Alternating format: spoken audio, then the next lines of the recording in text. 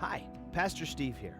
I want to thank you for listening today, and I want to encourage you because I know that God will truly bless you as you study His Word.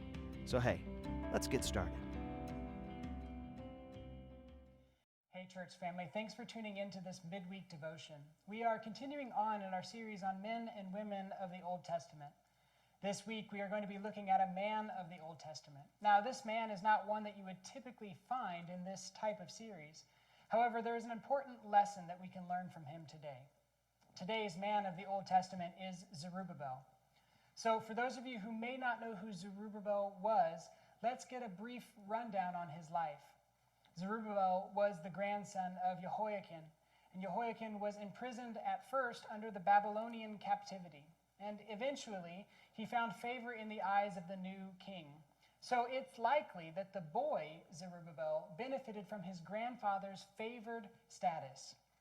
Zerubbabel would likely have grown up in Babylon's royal court and was educated in both politics and military, as well as being educated in his Jewish roots.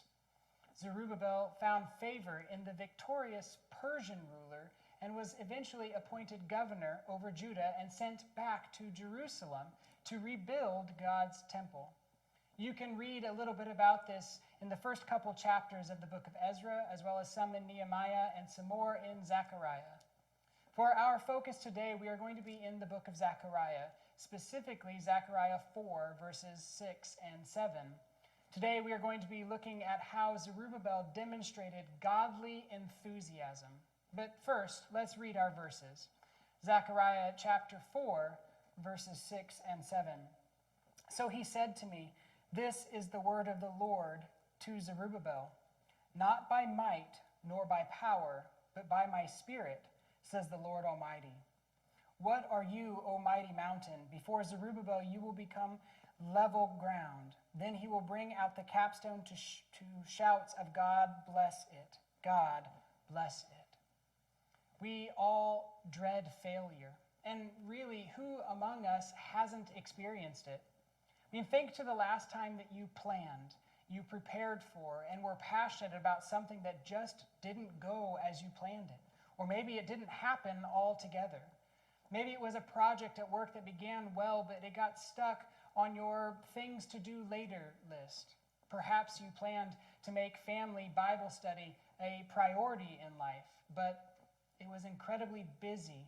Your life was incredibly busy, and it was hard to fit it into everyone's busy schedule, and so you just let it drop. Zerubbabel was the man who led the first band of Jews back to Judah following the Babylonian captivity we've been talking about in the book of Daniel. He probably felt a similar sense of failure.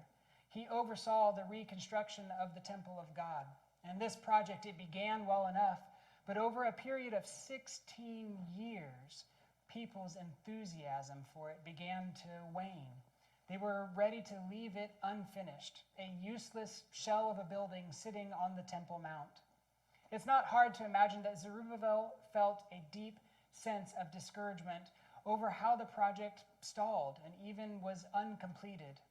God had personally chosen him to oversee this task, and yet there the temple sat, mired in the quicksand of excuses. Excuse after excuse is what stalled this project. Then came Zechariah, and he carried a simple message. Don't depend on your own strength or that of the people to get the job done, Zerubbabel. Instead, depend on God and his ability to empower you for the task. Zechariah's message couldn't have come at a better time. It renewed Zerubbabel's faith and passion for completing what he had started. With a renewed sense of enthusiasm, Zerubbabel united the people and got them back to work. Friends, God has the same message for you today. No worthy project is about human force or human strength. It must be about his mighty spirit. Trust that God will give you everything you need in order to complete the task that he sets before you. Everyone is disappointed now and then, but discouragement is a choice. Discouragement can't hold its grip on you if you allow the Spirit of God to burn brightly in your soul. I encourage you to live today with a godly enthusiasm. Happy studying, and I hope to see you Sunday. Thanks again for listening today. We'd love to hear from you. If you'd like more information about our church, or if you just want to share what God's been doing in your life, drop us a line. Give us a call. Again, may God bless you.